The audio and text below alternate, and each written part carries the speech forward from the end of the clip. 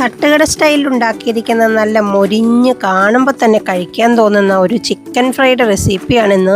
ഇത് ഉണ്ടാക്കാനായിട്ട് ചിക്കനിലേക്ക് കുറച്ച് മഞ്ഞൾപ്പൊടി, മുളക് പൊടി, നല്ല മുളക് പൊടിയും കുറച്ച് കശ്മീരി മുളക് പൊടി ഇട്ട് കൊടുത്തിട്ടുണ്ട്. കശ്മീരി മുളക് പൊടി ഇട്ട് കൊടുത്താൽ നല്ല കളറൊക്കെ ഉണ്ടാവും. കുറച്ച് കുരുമുളക് പൊടി, അരിപ്പൊടി, പെരിഞ്ചീരകം കുറച്ചിട്ട് കൊടുത്ത് അതിലേക്ക് ആവശ്യത്തിന് ടേസ്റ്റിനനുസരിച്ച് ഉപ്പും ചേർത്ത് കുറച്ച് നാരങ്ങ നീരും കൂടി ചേർത്തതിന് ശേഷം നന്നായിട്ടൊന്ന് മാരിനേറ്റ് ചെയ്ത് വെക്കണം. ഓവർനൈറ്റ് വെച്ചാൽ അത്രയും നല്ലതാണ്.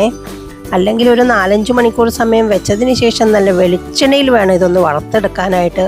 നല്ല ചൂടായ വെളിച്ചെണ്ണയിലേക്ക് ഇട്ട് കൊടുത്ത് ഒരു 90% ഒന്ന് വറുത്ത് കഴിയുമ്പോൾ അതിലേക്ക് കുറച്ച് ഇഞ്ചിയും കുറച്ച് വെളുത്തുള്ളിയും കൂടി ഒന്ന് ചതച്ചിട്ട് 4-5 ഗ്രീൻ ചില്ലീസ് കട്ട് ചെയ്തും കൂടി ഇട്ട് ഒന്ന് മിക്സ് ചെയ്യുമ്പോഴേക്കും തന്നെ ഒരു പ്രത്യേക കൊതിപ്പിക്കുന്ന സ്മെല്ല് തന്നെ വരുന്നുണ്ട്. ബാക്കിയുള്ള ആ 10 മിനിറ്റ് സമയം കൂടി ഫ്രൈ ചെയ്ത് കുറച്ച് കറിവേപ്പിലയും കൂടി ഇട്ട് കൊടുത്ത് ഇതുപോലെ എണ്ണയിൽ നിന്ന് കോരിയെടുക്കാവുന്നതാണ്. ആദ്യമേ പറഞ്ഞ പോലെ തന്നെ ഉണ്ടാക്കി വെച്ചിരിക്കുന്ന കാണുമ്പോഴേ ഇത് കഴിക്കാൻ തോന്നും.